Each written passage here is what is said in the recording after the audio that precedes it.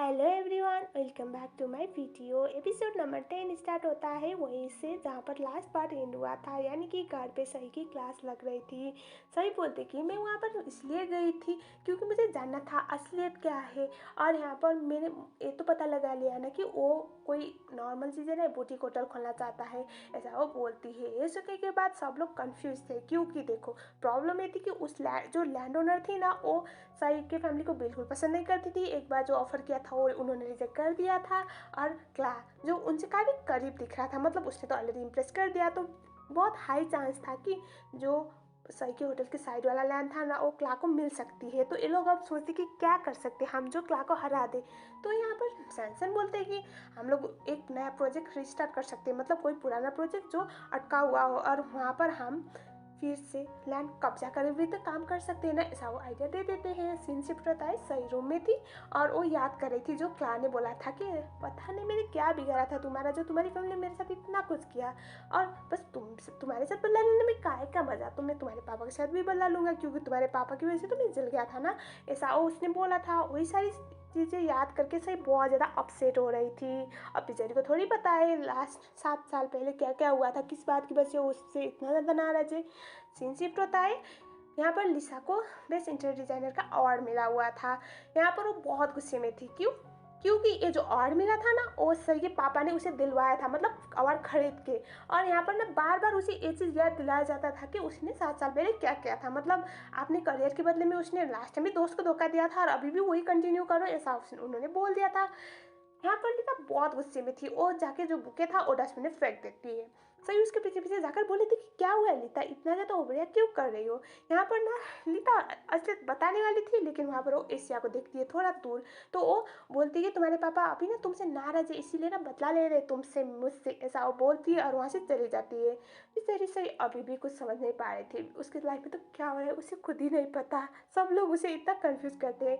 हमें दिखाया जाता है एशिया, वो यहाँ पर सही के पास आती है और वो बोलती है कि मुझे पता है तुम बहुत टैलेंटेड हो, और आज जो अवार्ड मिला है ना उसे, वो कोई उसकी मेहनत की वजह से मिला नहीं है, क्योंकि तुम्हारे पापा तुमसे नाराज है तो इस चक्कर में उन्होंने तुम्हारे दोस्त को दे दिया। और मुझे ना तुम जैसी लड़कियों की बहुत कदर है जो टैलेंटेड हो और बहुत अच्छी हो, तो अगर तुम मेरे साथ काम करना चाहती हो तो मैं तुम्हें बहुत अच्छा सैलरी पे करूँगी, यू आर रियली वेलकम। और कभी भी ना लाइफ में ये मत करना कि कोई लड़के के सामने ना पॉपेट बनते रहो, मतलब तुम्हारे पापा तुम्हारे इतने अच्छे ख्याल नहीं रखते, वो तो हमेशा तुम्हें कोई खिलौने की तरह ट्रीट करते हैं ना, like a non living thing, तो तुम मेरे पास आके काम कर सकती हो, ऐसा बोल के वो चली जाती है। सही फिर से सोच रही थी ये आज हो क्या रहा है, सब लोग मुझे सुना के क्यों जा रहे हैं, और इतनी कंफ्यूजिंग बातें कर रहे थे सब लोग। हमारा सीन शिफ्ट होता है क्ला और केम पर।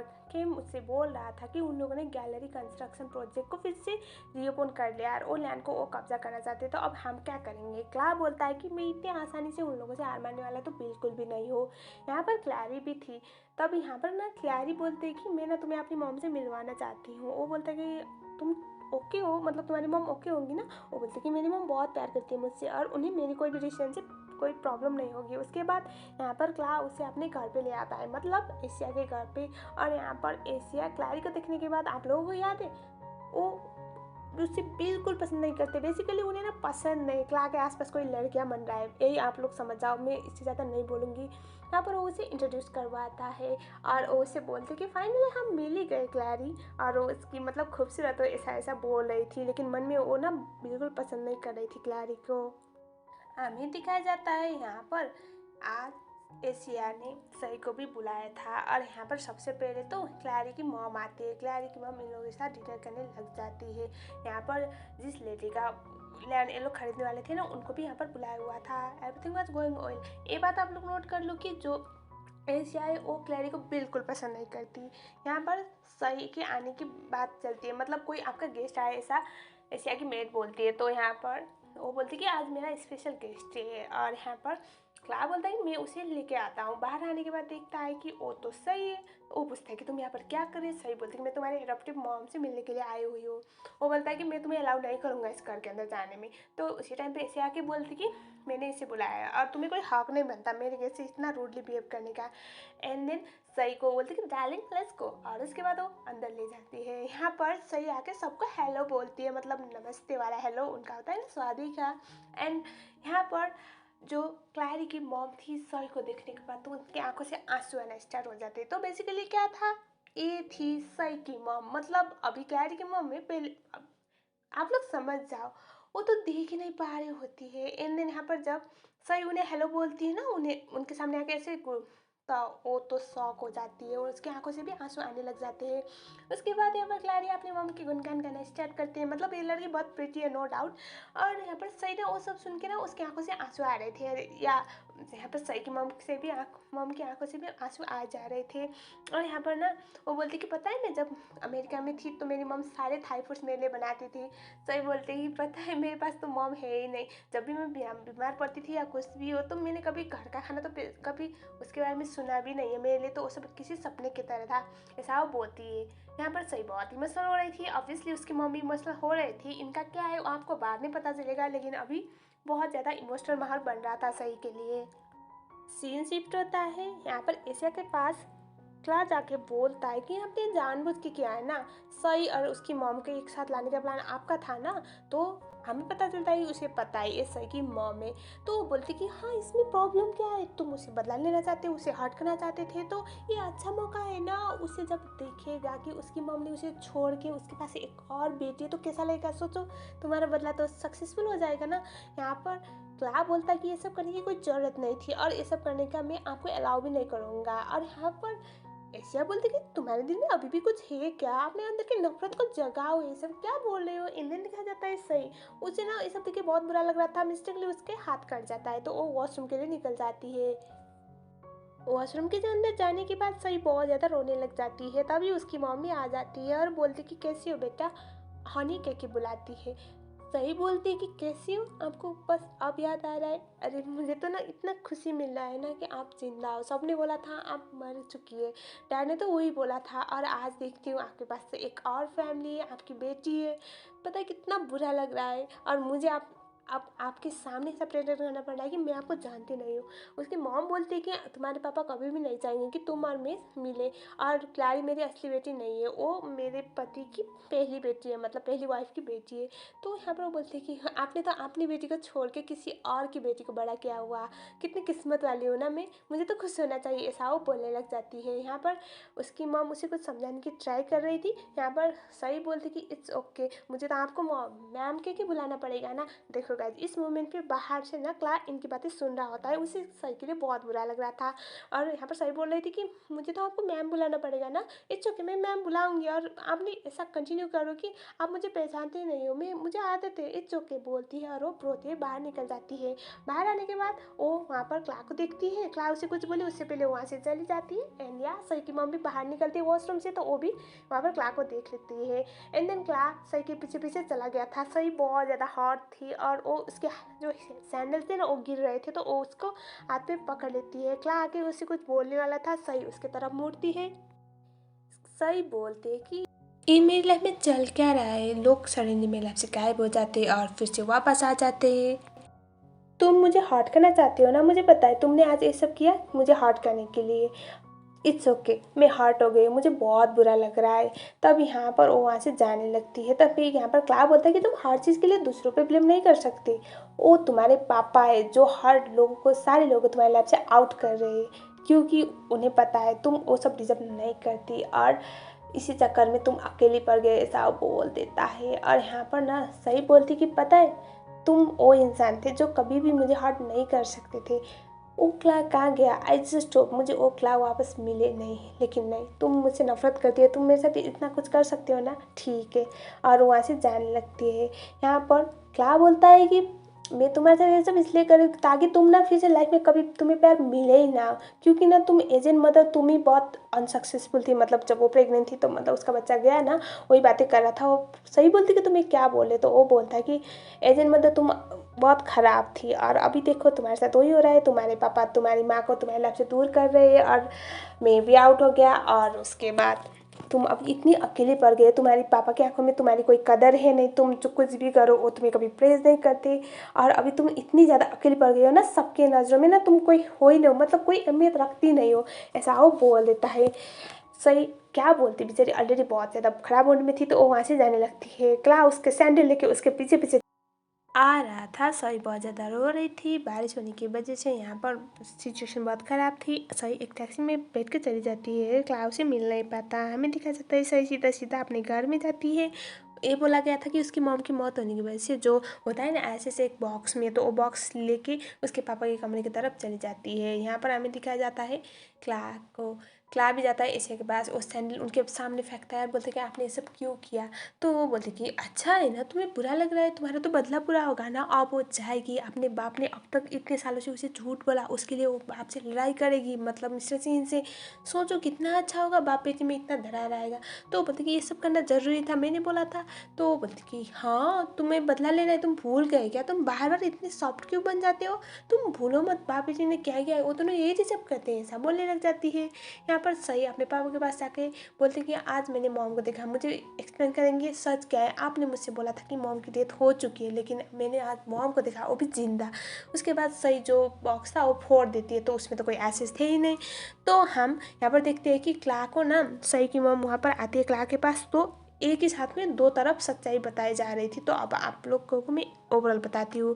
जो सही की मॉम थी वो ना कुछ सालों पहले, मतलब जब सही छोटी थी ना, उस टाइम पे उन्होंने न्यूड फोटो शूट करवाया था, जिस बात की वजह से बहुत ज़्यादा बेइज्जती हो गई थी। वो जानिए ना, अब एक तो इतने बड़े बिजनेसमैन की वाइफ और शायद वो फैशन डिज़ाइनर थी, और इसी चक्कर में बहुत बदनामी हो गई थी। तो यहाँ पर इसी चक्कर में ना उन्होंने स्लीपिंग पिल बहुत ज़्यादा खा लिया था, और उसके बाद वो नहीं चाहते थे कि उनकी बेटी के आसपास ऐसी औरत का साया भी मंडराती रहे, इसीलिए उन्होंने ऑप्शन दिया था, तुम मेरी बेटी की लाइफ से दूर चले जाओ, डिवोर्स दे दो। और उसके बाद और यहाँ पर ये भी शर्त था कि कभी भी सही के पास वापस मत आना, वो कुछ भी कहानी बता देंगे सही को। मतलब इसी चक्कर में उन्होंने बोल दिया था कि हाँ, तुम्हारी माँ की मौत हो चुकी है। तो दोनों की तरफ, मतलब सही और क्ला दोनों की ये बातें पता चलती है। सही इतना गुस्सा करती है, बोलती है कि आप ऐसा ही करते हैं ना, जो इंसान आपके लाइफ में अहमियत नहीं रखता उसको आउट कर देते हैं। आपने क्ला के साथ भी ये किया था ना, आपने क्यों भेजा था उसको जेल पर? चाहिए ना मुझे। सही के पापा बोलते कि फिर से तुम्हें उसने भटकाया? वो बोलते कि नहीं, मैं कोई बच्ची नहीं हूँ जो भटकने के लिए, लेकिन मैं आपका फितरत जान चुकी हूँ। ना तो आप उसे अपनी लाइफ से आउट करते हैं, तो मुझे जानना है ऐसा कौन सा बच्चा था जिसकी वजह से आपने क्ला को भी मेरे लाइफ से आउट किया। और अब तो मैं भी आपके कोई काम नहीं आ रही, इसीलिए आप लिसा को मेरे लाइफ में, मेरे जगह पे अपने लाइफ में ले आ रहे हैं ना, उसे हर चांस दे रहे। तो वो बोलते कि लिसा तुम्हारी कॉम्पिटिटर है, ये बात याद रखना, वो कभी भी तुम्हारी दोस्त नहीं थी। ये सुनने के बाद वो बोलते कि एग्जैक्टली आप वही कर रहे हैं फिर से, और वो बहुत ज़्यादा गुस्से में वहाँ से निकल जाती है।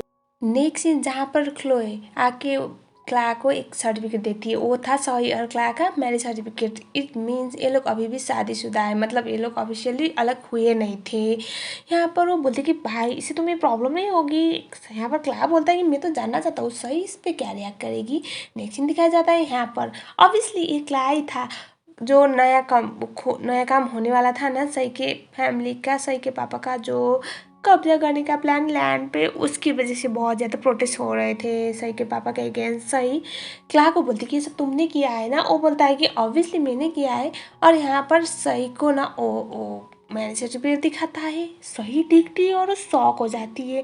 वो बोलती कि ये अभी भी क्या कर रहा है, चलो डिवोर्स कर लेते हैं। तो यहाँ पर क्ला बोलता है कि नहीं नहीं नहीं, ऐसे कैसे, ऐसे भी तुम दूसरी शादी करने वाली हो ना, मुझे पता है। तो उसके लिए ना तुम्हें मुझे होटल्स के शेयर देने होंगे, वरना ना बस पड़ी रहो, तुम्हारा दूल्हा तुम्हें वेट करता रहेगा, ऐसा वो बोल देती है। यहाँ पर ना सही की मम देख लेती है ये सब, और यहाँ पर वो क्ला से पूछती है कि क्या बात है। वो जो भी है वो बता देते हैं, हमारा कुछ पास था लेकिन अभी है नहीं। इस टाइम पे उसकी मम बोलती है कि पता है, मुझे लगता था कि मैं सही के पापा को कभी भी माफ़ नहीं कर पाऊंगी, और मैं बहुत नफरत था मन में, लेकिन वक्त के साथ सब कुछ बदल जाता है, तुम्हारा भी बदल जाएगा एक दिन, ऐसा वो बोल देती है। सही अपने लॉयर से जाके बात करती है, तो यहाँ पर पता चलता है अगर हस्बैंड वाइफ 3 साल तक, मतलब 3 साल से फिजिकली करीब नहीं हुए तो उस कंडीशन में डिवोर्स हो सकता है, लेकिन बहुत कॉम्प्लिकेटेड प्रोसेस है।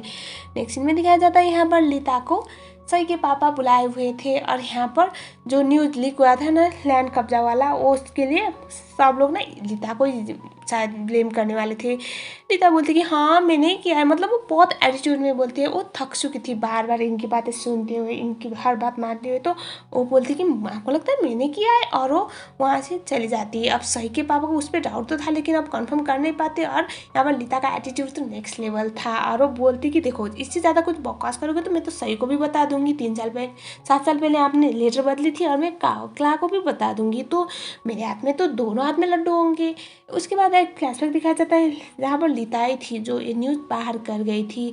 हमें यहाँ पर बॉक्सिंग रिंग में दिखाया जाता है, यहाँ पर सही प्रैक्टिस के लिए आई हुई थी तायन के साथ, और यहाँ पर क्लैरी की मॉम भी आई हुई थी, और यहाँ पर जो क्ला था बार बार सही को नीचा दिखा रहा होता है।